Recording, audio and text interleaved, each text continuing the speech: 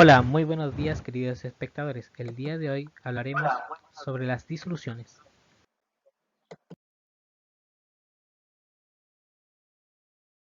Bueno, ¿qué es la materia? La materia es todo aquello que tiene o ocupa un lugar en el espacio, y esto lo podemos encontrar en la naturaleza en dos formas. Una en las sustancias puras, otra puede ser las mezclas. Las sustancias puras son aquellas cuya composición y propiedades químicas no varían independientemente del estado físico en que se encuentran, y las podemos clasificar como los elementos que están formados por un único átomo, por ejemplo el cobre o el oxígeno. Y después también tenemos los compuestos, que estos sí están formados por más de un único átomo. Por ejemplo, aquí podemos encontrar el agua, etcétera. Mezclas. Son combinaciones de dos o más sustancias puras donde no hay reacción química entre ellas. Su composición es variable, ya que depende de la cantidad de cada sustancia pura presente en dicha mezcla. Estas la podemos clasificar como homogéneas y heterogéneas. En las homogéneas, las mezclas en las cuales sus componentes no se pueden distinguir a la simple vista de nosotros. Por ejemplo, el sal del agua o un jugo. También tenemos las heterogéneas, que estas mezclas donde los componentes sí los podemos distinguir a simple vista, tales como el aceite o el agua. Bueno, en la siguiente imagen podemos apreciar a simple vista las grandes diferencias entre las mezclas homogéneas y las heterogéneas. Tanto como en las mezclas homogéneas podemos identificar en las imágenes que vemos a continuación un café o un jugo que no apreciamos los componentes que tienen, los diferentes componentes, tanto que en las heterogéneas como tal una galleta con chocolate apreciamos que tiene dos componentes diferentes. Dentro de las mezclas heterogéneas podemos encontrar las suspensiones, formadas por una sustancia líquida y una sólida poco soluble. El tamaño de las partículas es grande, por lo que pueden separarse por efecto de la gravedad. Las emulsiones, mezclas formadas por líquidos inmiscibles, que son aquellos que no pueden formar una mezcla homogénea. Y los coloides, que son una mezcla heterogéneas formadas por partículas muy pequeñas donde una dispersión de una por sobre otra y la otra. Tiene un aspecto similar a las disoluciones, pero no son mezclas homogéneas. ¿Qué son las disoluciones? Son formas por dos o más sustancias puras en proporciones variables, clasificándose como binarias, y está formada por dos componentes, ternarias por tres componentes, etc. Es una disolución el componente que se encuentra en mayor cantidad en lámina disolvente o solvente alta, o están en menor cantidad se denomina soluto. Todas las disoluciones tienen un aspecto imágenes de vida que la proporción de soluto y solvente es la misma en todo el volumen de una mezcla, por lo que si se separa en volúmenes iguales que tenga la misma cantidad de soluto y solvente. Las disoluciones se pueden clasificar según su conducción eléctrica, también llamadas iónicas, que son aquellas que conducen la electricidad debida que contienen iones disueltos, por ejemplo la sal en agua, y moleculares para aquellas que no son conductoras, como la gasolina. Y estado físico. Estos pueden ser sólidos, líquidos o gaseosos, donde es el estado físico del solvente quien determina el estado de la solución. Solubilidad. Es la cantidad de soluto que se puede disolver en una cierta cantidad de solvente. Es limitada. Si una solución contiene menor cantidad de soluto de la que se establece la solubilidad. La solubilidad puede presentarse mediante gráficos donde se debe interpretar de acuerdo a la siguiente esquema.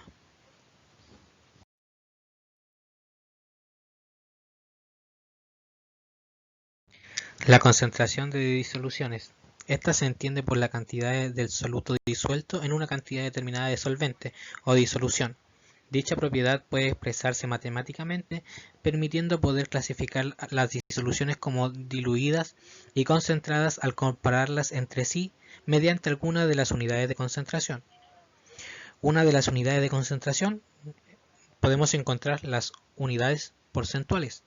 la cual indica la cantidad de soluto por cada 100 unidades de disolución y se interpretan en forma porcentual y determinan a partir de la masa en gramos o volumen, en mililitros de soluto y la disolución. Partes por millón. Se utiliza para determinar concentración de disoluciones muy diluidas donde se expresa la parte del soluto por cada millón de partes de disolución. Concentración molar o molaridad es la unidad del sistema internacional, el cual se utiliza para expresar la concentración de disoluciones con la cantidad de moles de soluto por cada litro de solución, como se expresa en la siguiente imagen.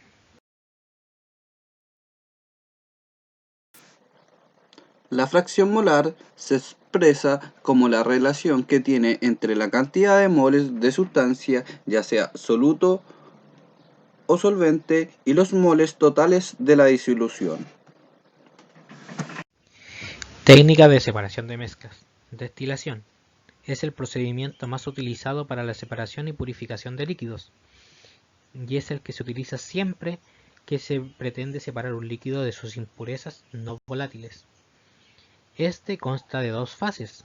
La primera fase, el líquido pasa a vapor, y en la segunda fase, el vapor se condensa, pasando de nuevo a un estado líquido en una matraz distinto al de destilación. Bueno, la evaporación consta en calentar la mezcla hasta el punto de ebullición de uno de los componentes y dejarlo hervir hasta que se evapore totalmente. Este método se emplea si no tenemos interés de energizar el componente, devorado los otros componentes que dan en el envase.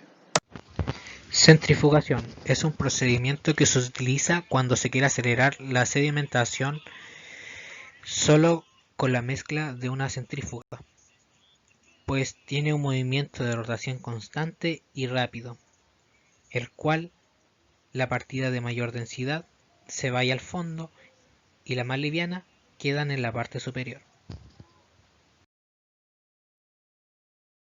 La imantación es o se fundamenta de la propiedad de algunos materiales que, de ser traídos por un imán, el campo magnético del imán genera una fuente atractiva que, si es suficiente grande, logra que los materiales se acerquen a él. Para poder usar este método es necesario que uno de los componentes sea atraído y el resto no. Esto se utiliza para separar mezclas. Supongamos, tenemos un poco de tierra con hierro y acercamos un imán y el imán solamente sacará el hierro y dejará la arena sin hierro. Tamizado. El tamizado consiste en separar partículas sólidas de acuerdo a su tamaño. Prácticamente es utilizar coladores de diferentes tamaños en los orificios colocados en forma consecutiva en un orden en el cual se siente de acuerdo al tamaño de los orificios. Esto es decir, los de los orificios más grandes se encuentran en la parte superior y los más pequeños en la parte inferior. Los curadores reciben el nombre de tamiz y están elaborados en telas metálicas. Cromatografía. Esta se encuentra en diferentes grados de absorción a nivel superficial. Se pueden dar entre diferentes especies químicas, y esta es la mezcla disuelta o no es transportada por la primera especie química sobre la segunda, que se encuentra inmóvil, formado un hecho o camino. Ambos materiales utilizarán las fuerzas de atracción disponibles, el fluido transportados para trasladarlo al final del camino, y el compuesto inmóvil para que se quede adherido a su superficie. Filtración. Uno de los componentes de la mezcla no es soluble, y en el otro se encuentran los componentes en estado líquido, el cual hace pasar la mezcla a través de una placa porosa y el papel de filtro es sólido, se quedará en la superficie y el otro componente pasará. Se pueden separar sólidos de partículas sumamente pequeñas utilizando papeles con el tamaño de los poros adecuados.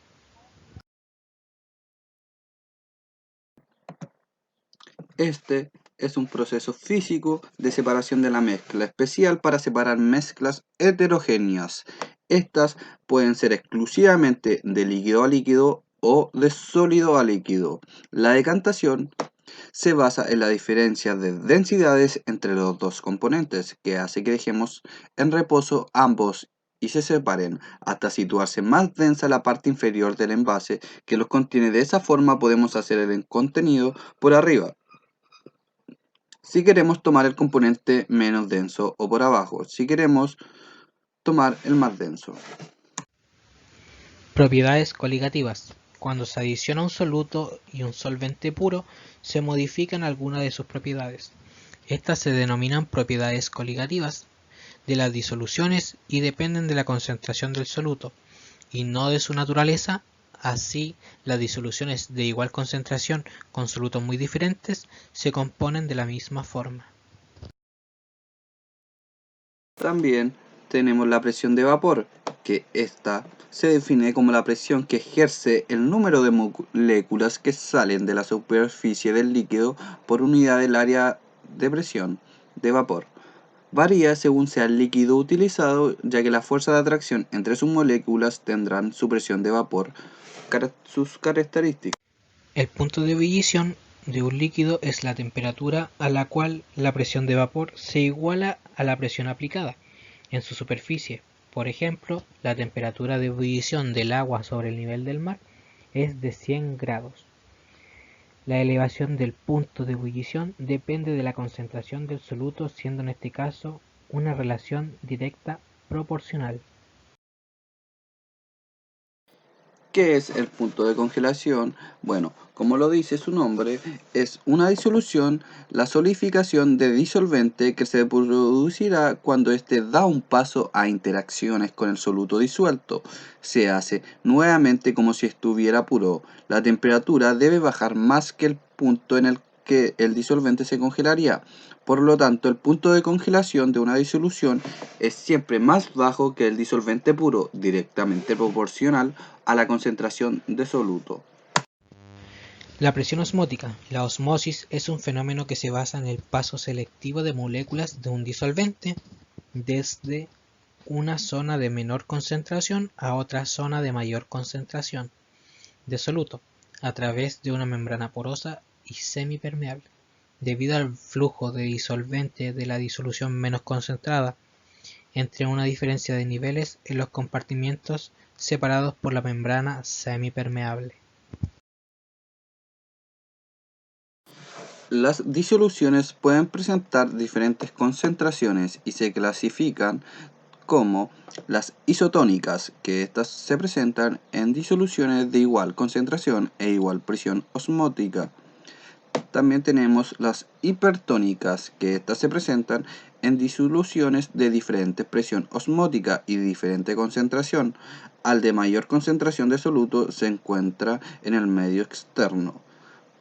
Para terminar tenemos las hipotónicas, que estas se presentan en disoluciones de diferente presión osmóticas y diferentes concentraciones en la de menor concentración de soluto, que se encuentra en el medio externo. Bueno, queridos oyentes, este video está llegando a su finalización.